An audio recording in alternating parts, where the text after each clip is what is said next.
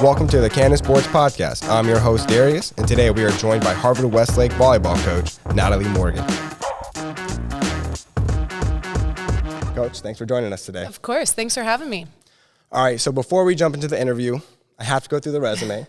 It's long already, but I'll give the cliff notes. Is that okay? That's great. Okay, so she attended Oregon State, where she was a player, but quickly transitioned into being assistant director of operations. She then went on to get her master's at Nebraska, while also serving as the technical coordinator of the team, a team that went on to win a national title during her time there. Last stop before Harvard-Westlake was LMU, where she was an assistant coach and recruiting coordinator, helping bring in multiple talented classes. And she landed in Harvard-Westlake May of 2021, where she's already accomplished great things, but we'll touch on that in just a minute. Okay, yeah, that's quite the list. All right. So we can start this off nice and simple. Where are you from, Coach? Northern California. Represent. Santa Cruz area. Santa Cruz, okay. Yeah. So you've been in SoCal for a little bit now. NorCal or SoCal? Oh, you can't hit me with that. NorCal. NorCal always has my heart. Okay. Harvard-Westlake students. Beat LA. I hope your players see this. Yeah, okay. All right. So do you mind talking about your upbringing and how you got in the volleyball? Yeah, of course. So I was raised a very, farmer's daughter, and my mom's very outgoing. I have a big Italian family, and so I was always surrounded by people. Sports were a huge part of my life, and it isolated to just volleyball when I was about an 8th grade or 7th grade, so right around like middle school time. But I was playing every sport that you could think, every sport I could get my hands on. So that was a really good background for me, being a multi-sport athlete. And then when I went to just volleyball and a little bit of equestrian, it was like love at first bump. So that was really important for me. Okay, great. So when did you realize volleyball could be more than just a hobby? Yeah, that's a great question. Probably my freshman year. I had a coach in high school. It was our varsity coach. I wasn't on the varsity team, but it was our varsity coach at the time. And he sat me down and he was like, this could be a future for you, and it could look like this. And he kind of spelt it out. And that was the first time where I was like, whoa, I could play in college. And honestly, I see that in a lot of my athletes right now. Like, they just don't realize what the future could hold for them. Okay, great. So what led to you choosing Oregon State? I know your aunt and uncle went there. Did that factor in at all, or no? Yeah, not really. Okay. I was looking at a lot. I was looking at a lot of schools. I knew that I wanted to play, and so that was a limiting factor in some sense. But I was also getting, scholarship offers from schools in the South and schools on the East Coast, and that wasn't really of interest to me. And then I was looking into the CSU system and the UC system. I just didn't find the right fit. And so I started looking in the Pacific Northwest and found Oregon State, found the coaches found me, and had a great visit with them and got to socialize with the girls. And it just felt like home. And one of my club directors at the time came with me. She was homies with that staff too. Mm-hmm. And she kept saying, imagine yourself not playing volleyball. Is this still somewhere that you want to be? And that was well before my injury.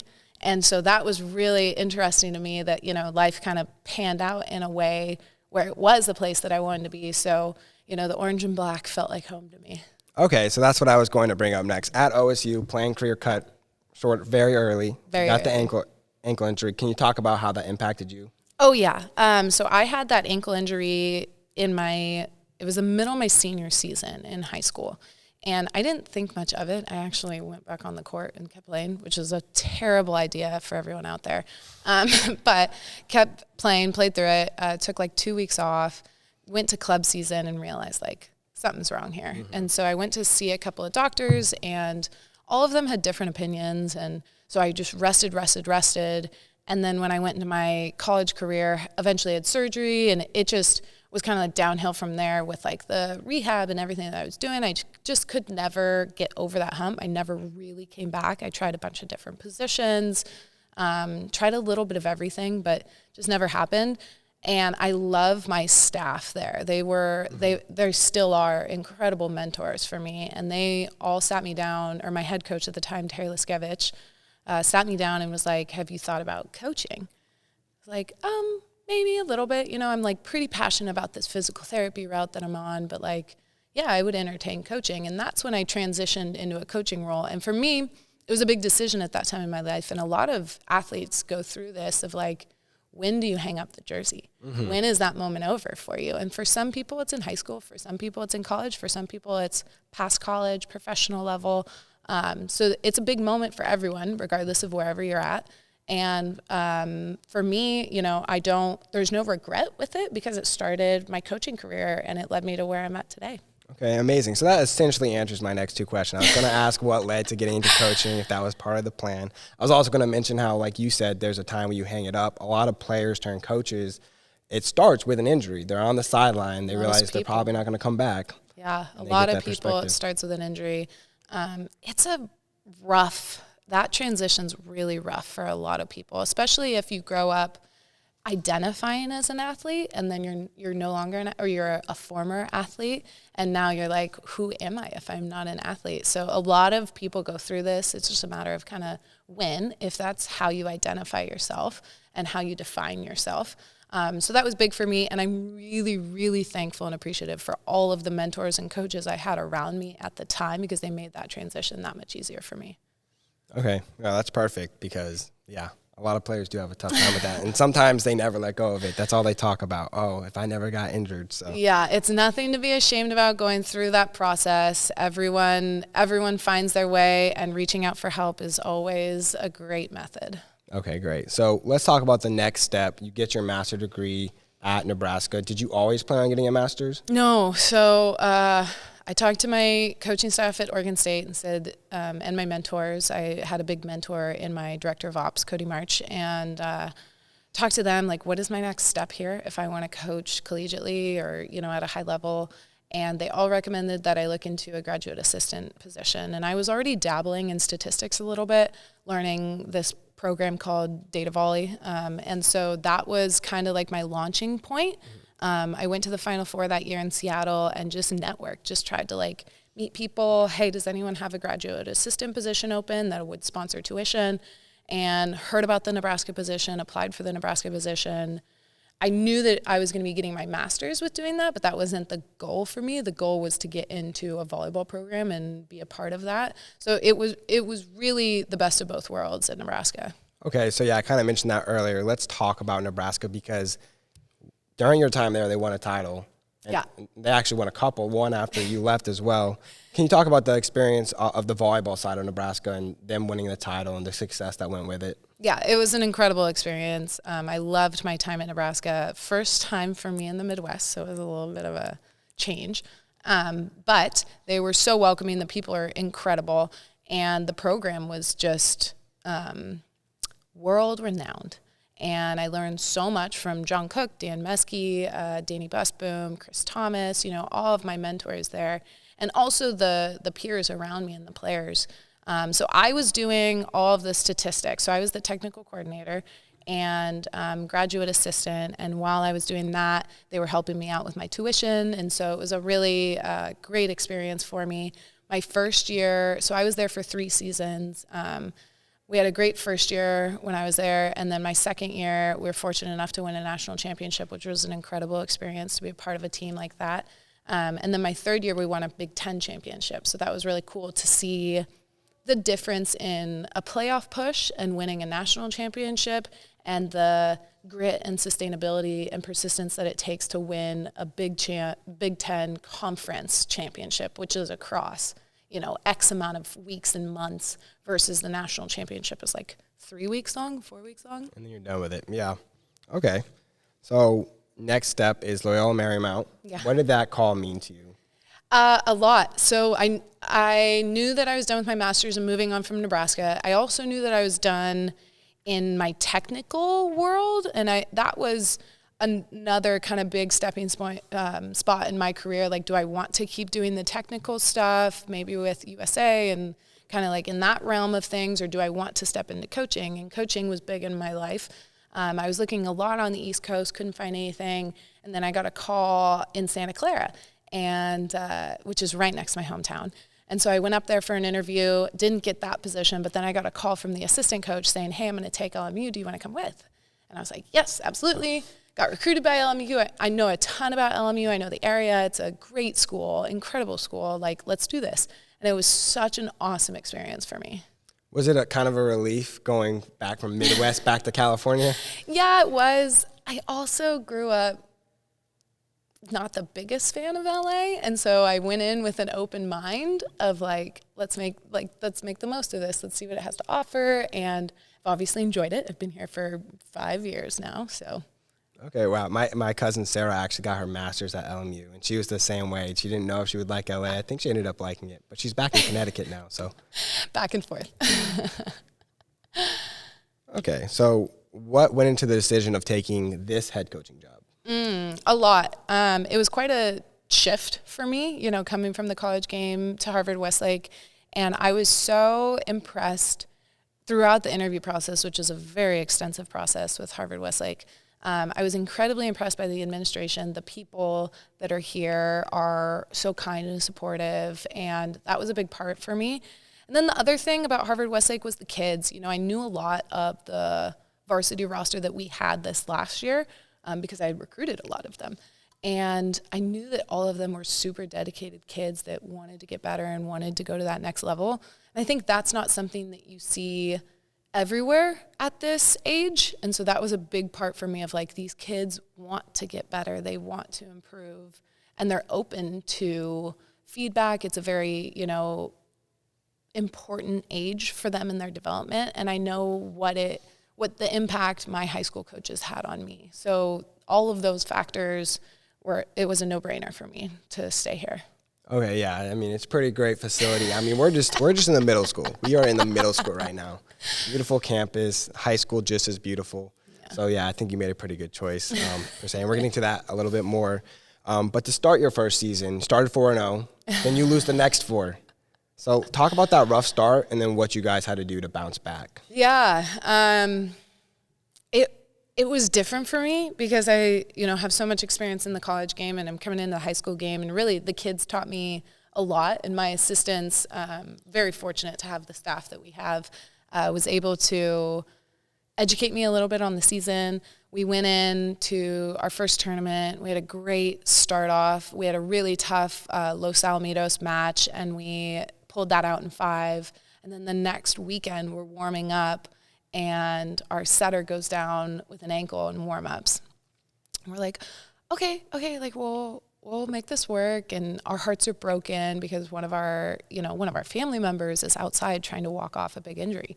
And we battled that day. We made it work. We pieced together a roster, and something we weren't used to in terms of our position and what we were going into. But we went 2-0 that day, I believe.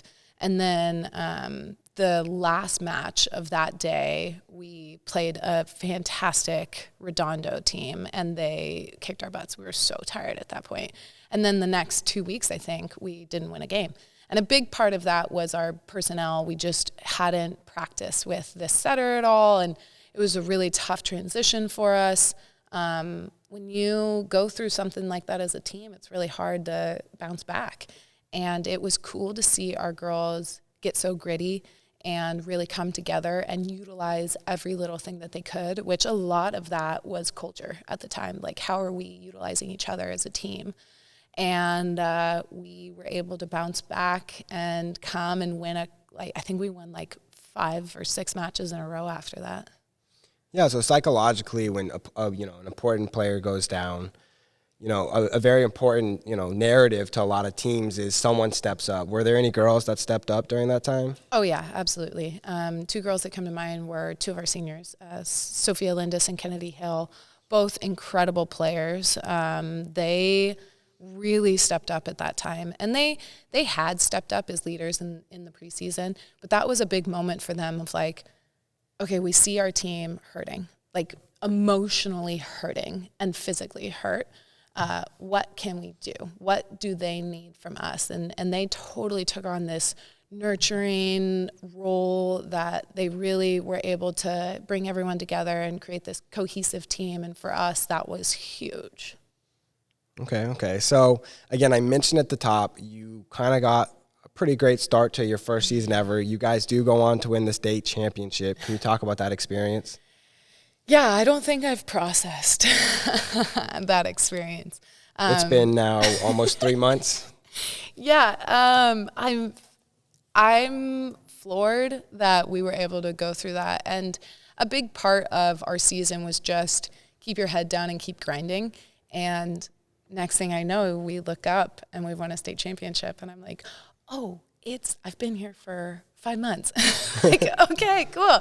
This is great. I'm stoked for these kids. And, this group was so special. We had multiple players that had said things like, this is the best team I've ever been on. And like, I've never been a part of a team that it feels so accepting. And I feel like this is a safe space. I can ask questions. And comments like that as a coach, like that's gold. It's not the trophy that we raise at the end of the year. It's the experience that all of these young women had is something that they're going to walk away with of like, this is the gold standard of what we want in a team culture, in team cohesiveness. And they built that. I mean, we're here to support them in that, but ultimately it's their construction. Well, yeah, but you do have to take some pride that they, act like a family. That kind of starts at the top with the coach. Yeah, and honestly, I think as a coach, it's a lot of like getting out of their way. We have a lot of control as coaches, and I think that a lot of people take too much advantage of that, like trying to control every little piece. And for us as a coaching staff, we were able to create the environment for them that was a safe space for them to speak their mind and open up about what they want out of the season and what they want in their relationships. And there is a huge role in that, but it's a very passive role, which can be really hard for coaches or for egos. And for us, that we just wanted the kids to have the best experience possible. So it's a lot of listening and adjusting. Okay, so when it comes to, a lot of the times the team wins a championship. Obviously, you guys are losing some important seniors. But what do you have to do with the returning squad so they don't have that championship hangover, if you will? Championship hangover. Yeah, that's a great question. If you find the answer out, you should call me. No, I think it's a lot of things. Our culture is great. However, there's a lot of room for growth. And one of the things that I think we could get really better at is just really getting disciplined in the gym and maintaining that hard work over tough periods of time, because it can be really hard to stay focused for that long. So really getting in that mindset is going to be difficult for us, but I think we can get there. So just staying a little more disciplined while we're in the gym. Okay, and as a prior student athlete in high school, I know how hard-headed some people can be, and they can have their eyes set on, I'm going to college and I'm playing this sport. Mm-hmm. To the kids that probably aren't going to, what do you have to talk to them about? Because you kind of talked about how you were told, do you want to go to this school? Like, would you be happy here if you're not playing volleyball? Do you have that same conversation with kids that might not be at that level? Absolutely. And, we're really honest with kids, and kids appreciate that. They want that. And these are smart kids, they know if you're BSing them. And so to be able to say, like, hey, I don't think this is the right path for you. If you're trying to play, like, high-level D1, this probably isn't the right fit. Those are conversations that I feel very comfortable having with kids. And it's different for every kid. There are some kids that want to hear it, but want to hear it in the, like, okay, let's look at some D3 schools, or, there's some kids that just want you to be straight up with them. And so we're very comfortable having those conversations. But in the same time, there's a lot of like progress to be done, enjoying the journey of all of that. And like we said, keeping your head down and doing your work and just kind of trusting that the universe will take care of what you need it to. We're here to guide them in that path, but we can't do the work for them. So it's a balance in that sense. Okay. So flipping on, you're not just a coach. You have a job outside of that. And I'm already a fan of you. I listed off the resume, big fan. And another reason I'm a big fan is you are the middle school PE teacher. My mother is also a middle school PE teacher, so I love that. So can you talk about teaching and how it goes hand in hand with coaching? Oh, yeah. I mean, this is my first time formally teaching in the sense of PE at the middle school. However, I think that coaches are teachers 1,000%. And, we are teaching a skill on a daily basis. And at the end of practice, we're asking everyone, what did you learn today? That can't occur if you're not teaching something. And even when it's not like a formal lesson, you don't have it written up on the whiteboard, you're still teaching them. You're teaching them how to behave in a gym, how to not behave in a gym, how to stay disciplined, how to work hard, how to have successful relationships, how to have tough conversations, how to have all these courageous conversations that kids are having these days. So all of those things transferred really easily into PE teaching, and it's been very natural for me. So it feels good to just have more people that we're able to impact. Yeah, no, middle school is definitely a very impressionable age, so it's very important.